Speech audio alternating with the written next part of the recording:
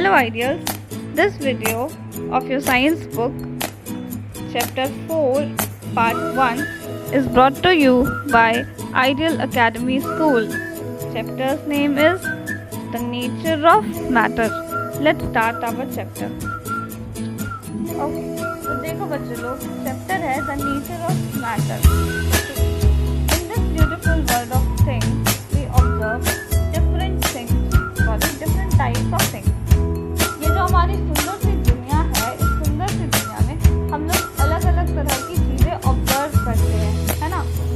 Some are living things and some are non-living things. Some are very small but some are very big. कुछ चीज़ें living होती है, कुछ non living होती है, कुछ चीज़ें छोटी होती है, कुछ चीज़ें बहुत बड़ी होती है. We also observe heavenly bodies such as stars with naked eyes, while with the help of some special instrument we can see other distant objects. अब देखो, हम लोग अपनी खाली आंखों से हेवनली बॉडीज़ को भी देख पाते हैं, जैसे स्टार्स है, मून है ना? और वहीं दूसरी ओर हम लोग किसी स्पेशल इंस्ट्रूमेंट की हेल्प से अदर डिस्टेंट ऑब्जेक्ट को भी देख पाते हैं. अब देखो, डिस्टेंट ऑब्जेक्ट मतलब जो दूर के ऑब्जेक्ट है, ठीक है, उनको भी हम लोग देख पाते हैं. अब देखो, some things like air we can feel but we can see it. अब कुछ चीज़ें ऐसी है जिनको हम लोग फील कर सकते हैं बट हम लोग उनको देख नहीं सकते. Some things are natural while others are man made. कुछ चीज़ें नेचुरल है और वही कुछ चीज़ें मैन मेड है, ठीक है. Some things are solid whereas some are liquid और गैसेस.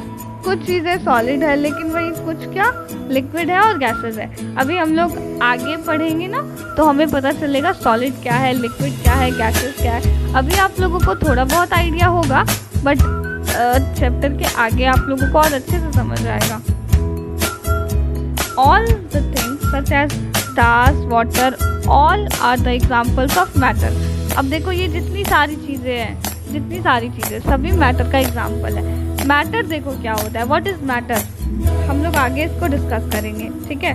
अभी देखो यहाँ पे क्या है. The study of the things around us is an important part of study in science. अब देखो, जब भी बात आती है साइंस पढ़ने की तो सबसे पहले ये होना चाहिए कि हम अपने आसपास की चीज़ों के बारे में स्टडी करें, ठीक है. तो यहाँ पे यही कह रहा है कि the study of things around us is an important part of study in science. हमारे आसपास की चीज़ों को स्टडी करना साइंस स्टडी करने का एक इम्पॉर्टेंट पार्ट है, ठीक है. स्टडीइंग साइंस स्टडी करने का मतलब ही यही है कि हमारे आसपास की जो चीज़ें हैं हम उनके बारे में स्टडी करें, उनके बारे में जानें, ठीक है. With the help of this study we know more facts about matter and its property. ये जो स्टडी है, ये स्टडी हमें हेल्प करेगी और इस स्टडी की हेल्प से हम लोग मैटर के बारे में और फैक्ट जान पाएंगे और मैटर की प्रॉपर्टीज भी जान पाएंगे कि क्या है, ठीक है. अब देखो, what are things made up of. अब आप लोगों को ये तो पता है कि थिंग्स जो है वो किसी चीज़ों से बनी होती है. फिर आप लोग बोलोगे, मैम आपने तो बोला थिंग्स किसी चीज़ से बनी होती है, बट किस चीज़ से बनी होती है वो? तो अभी आपको मैम बताएगी कि क्या है, किस चीज़ों से थिंग्स बनी होती है, ठीक है. We use different kind of object in our daily life. अब ये तो सबको पता है कि हम लोग अपने डेली लाइफ में अलग अलग तरह की चीज़ें यूज़ करते हैं, कितना, है ना. मॉर्निंग में ब्रश, फिर पेंसिल, फिर बुक, फिर कॉपी, पेन, बहुत सारी चीज़ें हैं. Some of them are made up of natural materials. कुछ तो नेचुरल मटेरियल से बने होते हैं और while others of man made materials. अब कुछ मैन मेड मटेरियल से बने होते हैं, ठीक है. अब देखो, 10 materials are divided into 2 group. तो इसीलिए मटेरियल्स को 2 ग्रुप में बांटा गया है. पहला नेचुरल और दूसरा मैन मेड, ओके. मटेरियल्स को देखो बच्चे लोग, इसका मॉरल यही निकल रहा है, इसका अभी तक का ये जो मूल सार निकला वो ये निकला कि मटेरियल्स जो है वो 2 तरह की चीज़ों से बनी हुई है. एक तो नेचुरल मटेरियल है और दूसरा मैन मेड मटेरियल है. अभी हम लोग देखेंगे कि नेचुरल मटेरियल क्या है और मैन मेड मटेरियल क्या है. अब देखो, सबसे पहले नेचुरल मटेरियल के बारे में पढ़ते हैं. Cotton, wood, jute, coal, minerals, marble, river, mountain, trees, natural gas are natural occurring material. ये सारी क्या चीज़ें हैं, ये सारी मटेरियल्स जो है नेचुरली अकर करती है, मतलब नेचर में पहले से होती है, ठीक है। अब देखो मैन मेड मटेरियल्स क्या क्या है, ग्लास है, स्टील है, प्लास्टिक है, पॉट है, नायलॉन है, china clay etcetera are man made materials. अब वहीं दूसरी ओर ये सारे एग्जांपल है ना, ग्लास है, स्टील है, प्लास्टिक है, और भी चीज़ें ऐसे ही जो कि नॉन लिविंग थिंग्स है, वो सारी जनरली आपकी मैन मेड ही होती है। अब ये मत समझ लेना कि मैम स्टोन भी तो नॉन लिविंग थिंग्स है, तो क्या ये मैन मेड थिंग है? नहीं, वो मैन मेड नहीं है, वो नेचुरल है, ठीक है। अब थोड़ा दिमाग खुद का भी चलाना होता है। ओके, तो देखो मैन मेड मटेरियल में भी समझ आया कि जो चीज़ें इंसान बनाते हैं, ग्लास है, स्टील है, प्लास्टिक है, पॉट है, नायलॉन है, चाइना क्ले है, ये सारी चीज़ें इंसानों ने बनाई हैं।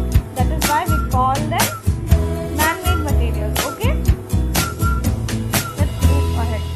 What is matter? अब हम लोग जानेंगे कि अब हम लोग थोड़ा और डिटेल वे में स्टडी करेंगे कि मैटर क्या है।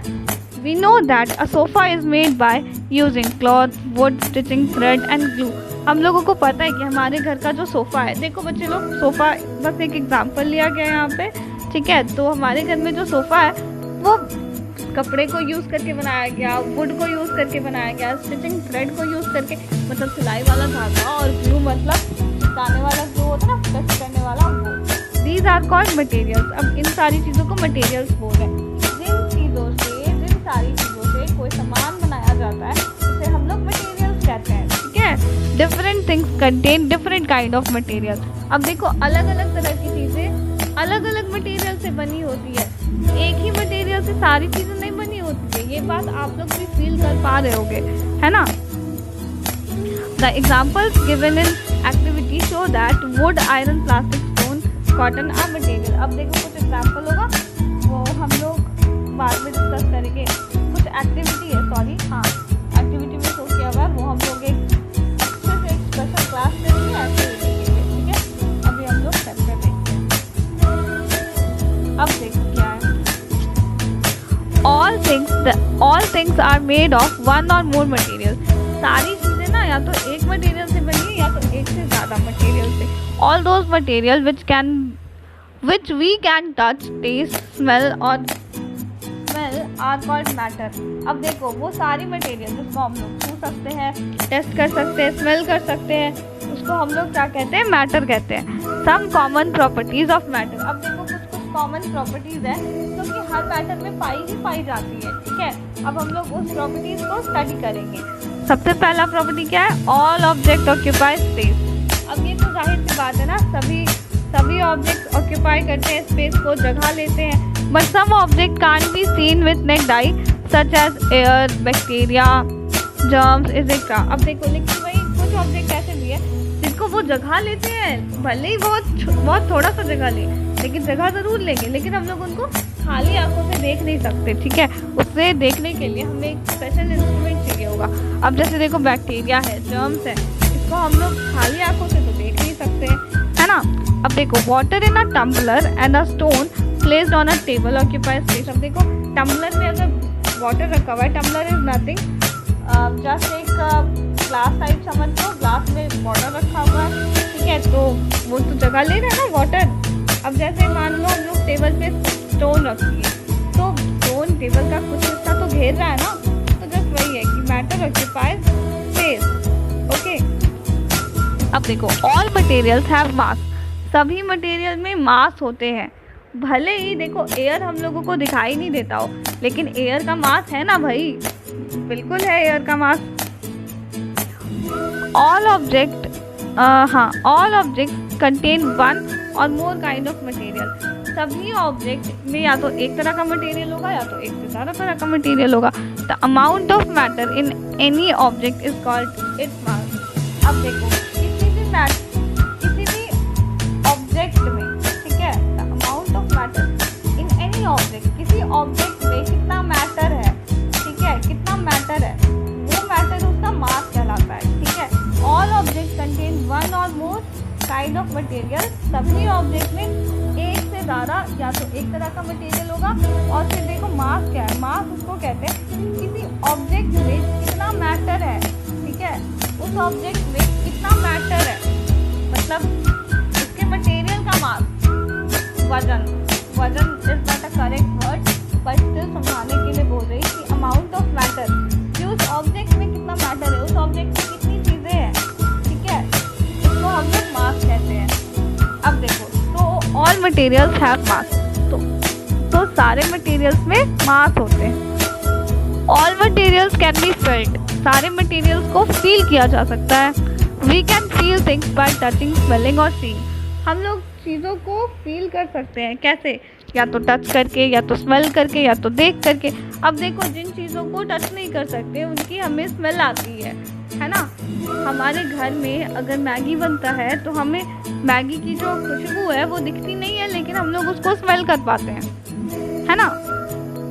When you touch cotton, it is soft, while stone is hard. अब देखो, अगर हम लोग कॉटन को टच करते हैं, जब हम लोग कॉटन को टच करते हैं तो हम लोगों को कॉटन सॉफ्ट लगता है, लेकिन वही हम लोगों को स्टोन, अगर आप किसी स्टोन को छुओगे, मतलब पत्थर को छुओगे, तो पत्थर आपको हार्ड लगेगा। You can smell a perfume even from a distance, हम लोग किसी परफ्यूम के स्मेल को डिस्टेंस से भी पहचान जाते हैं कि भैया ये तो परफ्यूम की स्मेल आ रही है ना। या अगर किचन में दूध चढ़ा करके छोड़ दिए हो आप लोग, दूध जल रहा है उधर, तो आप दूसरे रूम में या कितने भी दूर बैठे हुए हो, एक ही घर में दूर बैठे हो, फिर भी आपको स्मेल आ जाएगा कि अरे भाई किचन में दूध चढ़ाया था, वो भूल गए, अब मम्मी से डांट पड़ेगी, है ना। अब देखो, तो वही बोल रहा है कि स्मेल जो है वो दूर दूर तक भी आ जाती है। अब हम लोग देखते हैं क्लासिफिकेशन के बारे में। To know about each and every object is a very difficult task. अब देखो, दुनिया में बहुत सारी चीज़ें हैं, ठीक है, अभी हम लोग थोड़ी थोड़ी चीज़ें पढ़ रहे हैं, बट ऐसा नहीं है कि इतनी ईजी है, बहुत सारी चीज़ें हैं, और उन सभी चीज़ों के बारे में एक एक करके जानना थोड़ा डिफ़िकल्ट है। However, there are certain similarities and differences in the materials which help us to group similar items. तो देखो, हम लोग करते क्या है कि हर ऑब्जेक्ट में कुछ ना कुछ या तो सिमिलैरिटीज़ होती है और डिफरेंस भी होता है, ठीक है। तो ये सिमिलैरिटीज़ और डिफरेंस के बेसिस पे हम लोग उसको ग्रुप कर देते हैं, उस आइटम को, है ना, उस आइटम को हम लोग ग्रुपिंग कर देते हैं, उसको क्लासीफाई कर देते हैं एक ही आइटम में कि भैया तुम इसी में रहो, क्योंकि तुम्हारा और क्योंकि अब देखो, ऑब्जेक्ट ए है, ऑब्जेक्ट बी है, ऑब्जेक्ट ए और ऑब्जेक्ट बी में कुछ चीज़ें सिमिलर है, तो हम लोग क्या करेंगे, हम लोग ए और बी को एक ही डब्बे में डाल देंगे और बोलेंगे कि भैया तुम दोनों का जो कैरेक्टर है ना वो बहुत मिलता जुलता है एक दूसरे से, तो तुम दोनों एक साथ रहो, ठीक है। अब देखो, grouping object in accordance to similar properties is called classification. किसी ऑब्जेक्ट को उसके सिमिलर प्रॉपर्टी के बेसिस पे क्लासिफाई करने को क्लासिफिकेशन कहते हैं। We can classify the things by variety of ways, हम लोग थिंग्स को क्लासिफाई कर सकते हैं अलग अलग वेज से, डिफरेंट तरीकों से, ठीक है। अब देखो, नीड ऑफ क्लासिफिकेशन, भाई क्या ज़रूरत आ गई क्लासिफिकेशन की, हम तो पूरा दुनिया में जितनी चीज़ें हम तो सब पढ़ेंगे, ऐसा नहीं है हम नहीं पढ़ सकते हैं, है ना। एक बच्चा बोलेगा कि मैम हम लोग तो सब पढ़ेंगे जितनी चीज़ें हैं दुनिया में, तो फिर मैम बोलेगी कि नहीं, हम लोग ऐसा नहीं कर सकते क्योंकि सारी चीज़ों को पढ़ना पॉसिबल नहीं है, ठीक है। अब देखो, हम लोग जो बुक में लिखा है वो देखते हैं। For a systematic study of things around us we need classification of things. किसी भी चीज़ का, हमारे आसपास जो चीज़ें हैं उसके सिस्टमैटिक स्टडी के लिए हम लोगों को क्लासिफिकेशन बहुत ज़रूरी था, ठीक है। क्लासिफिकेशन ऑफ थिंग्स बहुत ज़रूरी था ताकि हम लोग हमारे आसपास की चीज़ों को सिस्टमैटिक वे में स्टडी कर सके। अब देखो, classification of things makes our study easier, it also reduces our confusion. अब देखो, चीज़ों का जो क्लासिफिकेशन है ना वो हमारे स्टडी को ईजी बना दिया और हमारे कन्फ्यूजन को भी बहुत कम किया, रिड्यूस मतलब घटाना, ठीक है। अब देखो, बेसिस ऑफ क्लासिफिकेशन, ठीक है, ओके। अब देखो, basis of classification, okay, we can classify the things on the basis of. अब हम लोग किसके बेसिस पे चीज़ों को क्लासीफाई कर सकते हैं वो देखते हैं। Living and non living thing, living and non living thing के बेसिस पे भी कर सकते हैं कि भैया ये तो लिविंग है, ये तो नॉन लिविंग है, ठीक है। अब देखो, देयर यूजेस, कि वो चीज़ किस काम आ रही है ना। देयर साइजेस, कि उसकी साइज़ क्या है। देयर हार्डनेस और सॉफ्टनेस, कड़ा है या सॉफ्ट है। सिमिलैरिटीज एंड डिसिमिलैरिटीज की भाई ये दोनों जो ऑब्जेक्ट है इसमें डिफरेंसेस आ रहा है कि सिमिलैरिटीज आ रहा है, तो हम लोग इसको एक ग्रुप में डाल दिए, मतलब उसको क्लासीफाई कर दिए, ठीक है। दे आर कलर्स, अब उसका कलर क्या है, कलर के बेसिस पे भी we can classify things. They are shapes, shapes के बेसिस पे भी कर सकते हो, है ना। The texture of the metal from which it is made, अब वो मेटल का टेक्सचर क्या है, the texture of the metal from which it is made, अब जिस मेटल से वो बना है उसका टेक्सचर कैसा है। तो बहुत सारी चीज़ें हैं क्लासिफिकेशन के बेसिस के लिए। अब हम लोग आगे स्टडी करते हैं। अब देखो स्टेट्स ऑफ मैटर, मैटर के क्या क्या स्टेट्स हैं, अब हम लोग वो देखेंगे। All matter exist in 3 state, solid, liquid and gas. सारे मैटर जो है वो 3 स्टेट में एग्जिस्ट करते हैं, पहला सॉलिड, दूसरा लिक्विड, तीसरा गैस।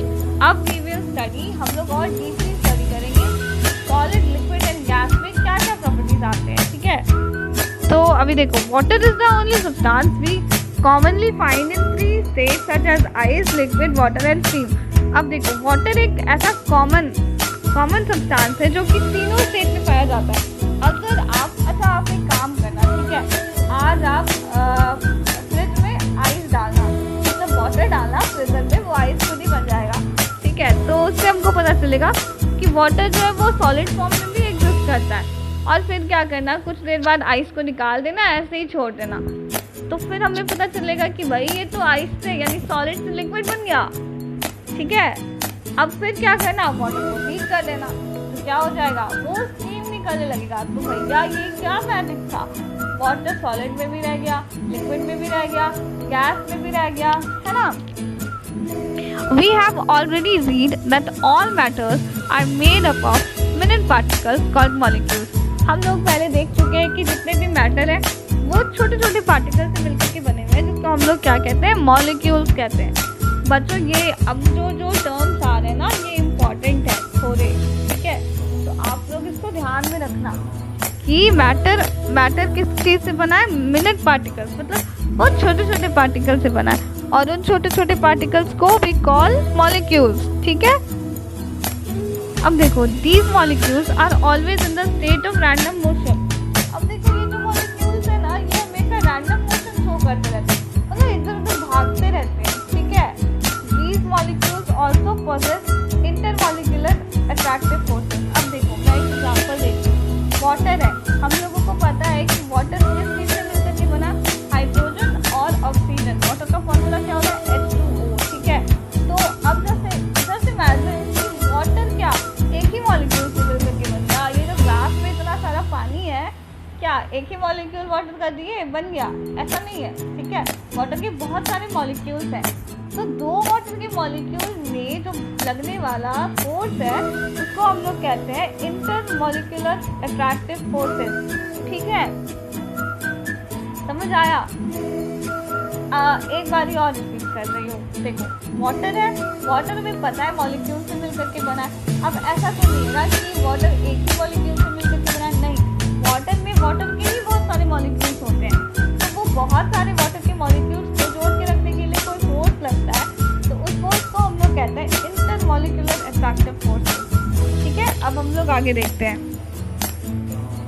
अब देखो सॉलिड क्या है, हम लोग वो देखते हैं। सम नहीं है, solid the substance in which the molecules are tightly packed and the intermolecular attractive forces are very strong, ठीक है। ऐसे सब्सटेंस जिसमें कि मॉलिक्यूल्स एकदम टाइटली पैक्ड होते हैं और इंटरमॉलिक्यूलर अट्रैक्टिव फोर्स बहुत स्ट्रॉन्ग होता है।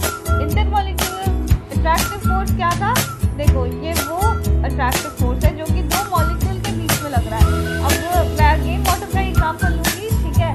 वाटर का मॉलिक्यूल है, तो वाटर का ही बहुत सारा मॉलिक्यूल होगा, तो वो दो वाटर के मॉलिक्यूल को कौन जोड़ के रख रहा है, इंटरमॉलिक्यूलर अट्रैक्टिव फोर्सेस। तो अभी देखो यही है कि सॉलिड में क्या होता है ना, वो जो इंटरमॉलिक्यूलर अट्रैक्टिव फोर्स होता है ना, वो बहुत ज़्यादा होता है, स्ट्रॉन्ग होता है। Since the molecule being tightly packed the space between them is very little. अब देखो एक और बात, अब फोर्स बहुत ज़्यादा है, तो आपस में टाइटली पैक्ड है मॉलिक्यूल, मतलब मॉलिक्यूल बिल्कुल सटे हुए हैं, तो इससे क्या होता है ना कि स्पेस जो है उन दोनों के बीच में या उन सब के बीच में बहुत कम हो जाता है। Therefore the molecules can have a very little movement। इसके कारण मॉलिक्यूल्स के अंदर बहुत कम मूवमेंट हो जाता है। Such substances are in the solid state। तो ऐसे ही सब्सटेंस सॉलिड स्टेट में होते हैं। अब देखो हम लोग लिक्विड के बारे में पढ़ेंगे। The substance in which the molecules are not so tightly packed। ऐसे सब्सटेंस जिसमें कि मॉलिक्यूल बहुत ज़्यादा टाइटली पैक्ड नहीं होते, उनके बीच जो इंटरमॉलिक्यूलर अट्रैक्टिव फोर्स है वो उतना नहीं होता है, ठीक है। उन सारे मॉलिक्यूल्स के बीच में स्पेस होता है और वो सारे मॉलिक्यूल्स थोड़ा थोड़ा मूवमेंट भी शो करते हैं। मॉलिक्यूल्स के बीच में मूवमेंट हो रहा है, मतलब मॉलिक्यूल इधर उधर भाग सकते हैं। तो ऐसे को क्या कहते हैं? लिक्विड स्टेट को कहते हैं। ऐसे सब्सटेंस को लिक्विड स्टेट कहते हैं, ठीक है। अब देखो, अब हम लोग गैसेस के बारे में देखेंगे। In these type of substance the molecule are far away from each other, from one another. अब देखो गैसेस स्टेट में क्या हुआ ना कि मॉलिक्यूल्स के बीच में इंटरमॉलिक्यूलर अट्रैक्टिव फोर्स है ही नहीं, और है भी तो बहुत कम है। इसके कारण गैस का सभी मॉलिक्यूल अलग अलग दूर दूर है एकदम एक दूसरे से, ऐसा कि जैसे इन दोनों के बीच में या इन सब के बीच में ना फाइट हो गया है। तो ये किसी से बात नहीं कर रहा, ये लोग आपस में बात नहीं कर रहा, इसलिए बहुत दूर दूर है, ठीक है। तो ये गैसेस की कहानी है। गैसेस में क्या होता है? इंटरमॉलिक्यूलर अट्रैक्टिव फोर्सेस बहुत कम होते हैं, जिसके कारण क्या होता है? मॉलिक्यूल्स बहुत दूर दूर होता है। मॉलिक्यूल्स दूर दूर होता है तो मॉलिक्यूल्स मोशन में होता है। मोशन में होने का मतलब ये है कि मॉलिक्यूल कैन मूव एक जगह से दूसरी जगह, ठीक है। मॉलिक्यूल एक जगह से दूसरी जगह मूव कर सकता है। Therefore the molecule can move very freely. तो इसी कारण मॉलिक्यूल क्या है? बहुत फ्रीली मूव कर लेता है। Such substance are in the gaseous state. ऐसे सब्सटेंस किस में होते हैं? गैसियस स्टेट में होते हैं। बच्चे लोग, आई होप आप लोगों को समझ आया हो, और अगर नहीं आया हो तो do let me know, and या फिर आप वीडियो को एक बार और रिप्ले कर लेना, ठीक है। तो अभी हम लोग पढ़ते हैं some other basic properties of matter. अब देखो ये तो कुछ प्रॉपर्टीज थी, अब हम लोग और थोड़ा डीप में जाते हैं कि और क्या क्या प्रॉपर्टीज है मैटर की, ठीक है। ओके, अब देखो there are some characteristic of matter that provide an idea to distinguish one substance to another. अब मैटर की कुछ ऐसे कैरेक्टरिस्टिक है जो हम लोगों को आइडिया देते हैं कि नहीं भैया ये सब्सटेंस से अलग है, ये दोनों सिमिलर नहीं है, ठीक है। तो अब हम लोग ऐसे कैरेक्टरिस्टिक के बारे में जानेंगे। Different type of substance in the same physical property, in the same physical state, solid, liquid और गैस have different properties। अब देखो एक सब्सटेंस में डिफरेंट सब्सटेंस, ठीक है, डिफरेंट तरह का सब्सटेंस अगर एक ही फिजिकल स्टेट में है, अगर जैसे देखो कोई भी अलग अलग सब्सटेंस लिए लेकिन हम लोग उसको एक ही फिजिकल स्टेट में रखें, मतलब अगर ऑब्जेक्ट ए सॉलिड है तो ऑब्जेक्ट बी भी सॉलिड स्टेट में है, ऑब्जेक्ट ए अगर लिक्विड स्टेट में है तो ऑब्जेक्ट बी भी लिक्विड स्टेट में है, ऐसे, ठीक है। और फिर हम लोग देखें कि इसकी प्रॉपर्टीज अलग अलग होती है। अब देखो example, let us consider an example of petrol and water. हम लोगों को पता है कि पेट्रोल एंड वाटर दोनों लिक्विड स्टेट में होते हैं, ठीक है, बोथ आर लिक्विड, दोनों लिक्विड है, whereas water is used for drinking. लेकिन वही दूसरी ओर देखो पानी हम लोग पीने का काम करते हैं, लेकिन पेट्रोल फ्यूल की तरह काम होता है ना। These properties include solubility in water, conduction of heat, conduction of electricity, transparency, diffusion and attraction towards a magnet. Let us now discuss these properties। अब देखो हम लोग इस प्रॉपर्टीज की बात कर रहे थे कि स्टेट सेम होने के बाद भी ऑब्जेक्ट में प्रॉपर्टी अलग अलग है, तो वो प्रॉपर्टी क्या है? अब देखो सॉल्युबिलिटी इन वाटर, की वाटर में कोई सामान कितना घुलनशील है, मतलब कितना घुल सकता है। कंडक्शन ऑफ हीट, कि उस सब्सटेंस में कंडक्शन ऑफ हीट हो रहा है कि नहीं हो रहा। कंडक्शन ऑफ इलेक्ट्रिसिटी, मतलब उस सब्सटेंस में कंडक्शन ऑफ इलेक्ट्रिसिटी है कि नहीं, इलेक्ट्रिसिटी पास कर रहा है कि नहीं कर रहा, ठीक है। फिर हम लोग देखेंगे ट्रांसपेरेंसी, ठीक है, डिफ्यूजन देखेंगे, फिर अट्रैक्शन टुवर्ड्स मैग्नेट, कि वो मैग्नेट को अट्रैक्ट कर रहा है नहीं कर रहा। ये सारी चीज़ें हम लोग आगे देखते हैं। तो चलो फिर स्टार्ट करते हैं आगे। सॉल्युबिलिटी इन वाटर, अब देखते हैं सॉल्युबिलिटी इन वाटर क्या होता है भाई। तो देखो substance that completely dissolve in water are said to be soluble while those that do not are said to be insoluble. ऐसे सब्सटेंस जो वाटर में पूरी तरह घुल जाते हैं उसको हम लोग कहते हैं सॉल्युबल, ठीक है, ये सॉल्युबल है। लेकिन वही दूसरी ओर जो सब्सटेंस नहीं घुल पाते वो हो जाते हैं इनसॉल्युबल। ठीक है, अब देखो salt, sugar is are soluble. Salt है, शुगर है, चीनी, नमक, ये सारे तो सॉल्युबल है, मतलब ये पानी में घुल जाते हैं आसानी से। लेकिन वही metal, would, oil, mud, sand, ठीक है, ये सारी चीज़ों को अगर आप लोग पानी में मिलाओगे तो क्या मिलेगा? कभी नहीं मिलेगा। In a solution of lemon juice, sugar and salt are solute and the water is solvent. अब देखो, अब बच्चों यहाँ पे आता है एक सॉल्वेंट और सॉल्यूट का कॉन्सेप्ट। तो देखो वो क्या है, हमें पता है। अच्छा मेरे को एक बात बताओ, जब आप लोग लेमोनेड बनाते हो, ठीक है, आप लोग नींबू का शरबत बनाते हो तो क्या करते हो? पानी लेते हो। पानी बेस मटेरियल की तरह होता है ना, ज़्यादा क्या लेते हो? पानी की ज़्यादा क्या लेते हो? चीनी? नहीं, ज़्यादा हम लोग पानी लेते हैं, है ना। पानी वहाँ पे एक बेस मटेरियल की तरह काम करता है, तो पानी को हम लोग सॉल्वेंट बोलते हैं। ठीक है, क्योंकि पानी ही वो मीडियम है जिसमें हम लोग चीनी और नमक डाल रहे हैं, चीनी, नमक और नींबू डाल रहे हैं। ठीक है, तो पानी ही वो मीडियम है जिसमें हम लोग चीनी, नमक और नींबू डाल रहे हैं, तो हम लोग पानी को सॉल्वेंट बोलते हैं। और पानी में जो हम ऊपर से ऐड कर रहे हैं, क्या ऐड कर रहे हैं? शुगर ऐड कर रहे हैं, सॉल्ट ऐड कर रहे हैं, लेमन जूस ऐड कर रहे हैं, तो वो क्या हो जाएगा? सॉल्यूट हो जाएगा। ठीक है, सॉल्वेंट में जो हम ऐड करते हैं उसको सॉल्यूट कहते हैं। और सॉल्वेंट हमको पता है, सॉल्वेंट हम लोगों को पता है ना कि सॉल्वेंट क्या है? बेस मटेरियल होता है। ठीक है, जिस मीडियम में हम लोग सॉल्यूट को ऐड कर रहे हैं वो सॉल्वेंट है। अब देखो, अब हम लोग आगे देखते हैं कि क्या आगे और प्रॉपर्टीज है। In case of liquid, most of the liquid are insoluble in water. अब देखो लिक्विड के केस में क्या होता है ना, अधिकतर लिक्विड क्या होता है? पानी में इनसॉल्युबल होता है। However some liquid such as vinegar, alcohol, lemon juice is dissolve in water. अब दूसरी ओर वही देखो, कुछ लिक्विड ऐसे होते हैं जो कि पानी में घुल जाते हैं, पानी में डिसॉल्व हो जाते हैं, जैसे विनेगर है, अल्कोहल है, लेमन जूस है। ठीक है, अब देखो in case of gases, most of the gases are insoluble in water. Gases के केस में अधिकतर गैसेस तो इनसॉल्युबल होती है पानी में, जैसे कि हाइड्रोजन है, नाइट्रोजन है, कार्बन मोनोऑक्साइड है, ये सारी क्या है? इनसॉल्युबल है वाटर में। लेकिन वही दूसरी ओर oxygen and carbon dioxide slightly soluble है, थोड़ा थोड़ा सॉल्युबल है वाटर में। We can classify the matter with the help of their solubility in water. हम लोग मैटर को क्लासीफाई इस तरीके से भी कर सकते हैं कि वो पानी में कितना घुलनशील है। ठीक है, अब देखो appearance of any material can be described in terms of any one और मोर ऑफ द फॉलोइंग। अब देखो अपीयरेंस की बात आती है, हम लोग अपीयरेंस के बेसिस से किसी चीज़ को क्लासीफाई करेंगे। अपीयरेंस यानी उसका ऊपरी बनावट, कि वो कैसा दिखता है, कैसा है। ठीक है, कलर हो सकता है, लस्टर हो सकता है, हार्डनेस हो सकता है। कलर मतलब पता है, कलर, रंग। लस्टर मतलब भी पता है, चमक।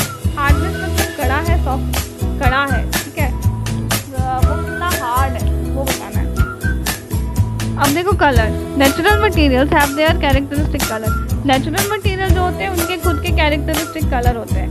You can give any colour to man made materials, लेकिन वही हम लोग मैन मेड मटेरियल्स को कलर दे सकते हैं। ठीक है, for example gold is yellow whereas silver is white. Gold and yellow को गोल्ड को कोई येलो बनाया है क्या? नहीं, वो खुद से है येलो। सिल्वर को कोई वाइट बनाया है क्या? नहीं, वो खुद से है वाइट। ठीक है, most of the materials can be identified by their colour. अधिकतर मतलब बहुत सारे मटेरियल्स को हम लोग कलर के बेसिस पे भी आइडेंटिफाई कर सकते हैं। अब देखो लस्टर क्या है। Do you notice that some materials are shiny? कुछ मटेरियल शाइनी होते हैं, आप नोटिस किए हो क्या? The characteristic sign of metal is called metallic lustre. अब देखो किसी सब्सटेंस का अगर कैरेक्टर है कि वो शाइन करेगा तो हम लोग उसको कहते हैं मेटालिक लस्टर। ठीक है, मेटल के साइन करने के कैरेक्टरिस्टिक को हम लोग मेटालिक लस्टर कहते हैं।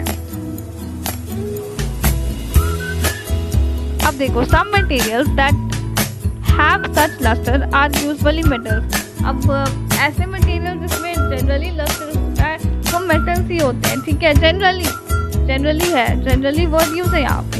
ठीक है, देखो जैसे एग्जांपल में आयरन है, कॉपर है, एल्युमिनियम है, गोल्ड है, ये सारे एग्जांपल है मेटल्स की। ठीक है, अब देखो certain metal lose their shine and appear dull because of the action of air and moisture on them. अब सर्टेन मेटल उनका कुछ कुछ मेटल्स का ऐसा होता है ना कि अगर एयर और मॉइस्चर के कांटेक्ट में आएंगे तो उसका कलर ना डल होने लगता है, उसका चमक फीका पड़ने लगता है। लेकिन आप अगर एक बार उसको साफ कर दोगे तो वो बिल्कुल वापस से फिर से शाइन करने लगेगा। आप लोग खुद देखना, अपनी मम्मी को पूछना कि मम्मी आप जो ज्वेलरी पहनते हो, आप जो गोल्ड पहनते हो या जो भी है, ठीक है, तो आप उसको साफ करते हो क्या? देखना, या फिर आप खुद ही करके देखना, या मम्मा को बोलना करने के लिए और आप देखना, ठीक है। वो उसका जो चमक है, उसका जो शाइन है वो डल हो जाता है। लेकिन आप अगर एक बार उसको क्लीन कर दोगे तो वो साफ हो जाएगा फिर से और वैसे ही शाइन करने लगेगा, ठीक है। अब देखो hardness, some materials are very hard whereas some are soft. कुछ मटेरियल तो बहुत ही कड़ा होता है लेकिन कुछ सॉफ्ट भी होता है ना, कुछ हार्ड होता है कुछ सॉफ्ट होता है। For example diamond is the hardest material. Diamond क्या है? हार्डेस्ट मटेरियल है, ठीक है, सबसे कड़ा। Which can even cut glass, जो कि शीशे को भी काट सकते हैं। सोच लो आप लोग कितना हार्ड होता है diamond. Certain materials are very soft. अब वही सर्टेन मटेरियल, कुछ कुछ मटेरियल बहुत सॉफ्ट होते हैं। These can be easily powdered by just pressing. आप बस इसको प्रेस करो और ये पाउडर के फॉर्म में बन जाएगा। Chalk is a soft material. वही चॉक का एग्जाम्पल दिया गया है। चॉक को भी आप प्रेस करोगे तो देखते हो टूट जाता है, फिर उसके बाद वो चूर भी हो जाता है ना। अब हम लोग कंडक्शन ऑफ हीट देखते हैं। The substance that allow the heat energy to flow through them are called good conductor of heat, and those substances which do not allow the heat energy to flow through them are called bad conductors of heat. अब देखो, ऐसे substance जो कि heat energy को खुद से पास होने देते हैं उसको हम लोग गुड कंडक्टर कहते हैं, ठीक है। और ऐसे सब्सटेंस जो कि हीट को अलाउ नहीं करते कि वो पास करे उसको हम लोग बैड कंडक्टर ऑफ हीट कहते हैं। अब देखो, kitchen utensils are made of metals because metals are good conductor of heat. Kitchen के बर्तन देखिए सारे मेटल से बने होते हैं, क्यों? क्योंकि मेटल्स क्या है? गुड कंडक्टर ऑफ हीट है। उससे हीट जो है वो इजीली पास हो जाएगा और हमारा खाना पक जाएगा, खाना कुक हो जाएगा, है ना। And the handles of these utensils are made up of wood और plastic which do not allow heat to pass through them easily। और वही देखा, बर्तन यूटेंसिल का जो हैंडल होता है वो या तो प्लास्टिक का होगा या तो वुड का होगा। क्यों होता है? ताकि हमारे हाथ ना जले, है ना। क्योंकि अब आप लोग ही सोचो, मेटल्स तो गुड कंडक्टर है ना हीट का, मेटल भी हीट हो जाएगा। अब हैंडल भी मेटल का ले लिया तो भैया जितनी बार हम जाएंगे किचन में मैगी बनाने उतनी बार हमारा हाथ जलेगा, है ना। क्योंकि हैंडल भी उसका मेटल का, अब मेटल से तो हीट पास हो रहा है तो यानी हम लोगों को गर्म लग जाएगा। तो इसीलिए मैं जो यूटेंसिल्स है, जो बर्तन है, उसका हैंडल जो है क्या होता है? प्लास्टिक का या तो होता है या तो वुड का होता है, ठीक है, ताकि हमारे हाथ में हर्ट ना हो, हमारे हाथ जले ना खाना बनाते टाइम, ठीक है। इन सॉलिड और liquid state matter can be good और bad conductor of heat. Solid और लिक्विड स्टेट में मैटर जो है वो गुड कंडक्टर ऑफ हीट भी हो सकता है या तो बैड कंडक्टर ऑफ हीट भी हो सकता है। Matter in gaseous state is generally a bad conductor of heat. लेकिन गैसियस स्टेट में matter generally bad conductor of heat ही होता है, ठीक है। बच्चों यहाँ पे एक और लाइन है, वो मैं बुक से देख करके बता दे रही हूँ, वो फिर हम लोग नेक्स्ट पार्ट में कवर कर लेंगे, तभी आप लोग सुन लो। Hence we can also classify the matter on the basis of their ability to conduct heat। तो हम लोगों को ये भी समझ आया कि हम लोग किसी मैटर को एक और तरीके से क्लासीफाई कर सकते हैं। कौन सा तरीका भाई? तो वो ये तरीका है कि वो मैटर जो है वो कंडक्शन ऑफ हीट कर रहा है कि नहीं, हीट को कंडक्ट कर रहा है कि नहीं, हीट को अपने आप में से पास करा रहा है कि नहीं करा रहा है। तो एक ये भी बेसिस हो गया जिस बेसिस से हम लोग क्लासीफाई कर सकें मैटर को, ओके।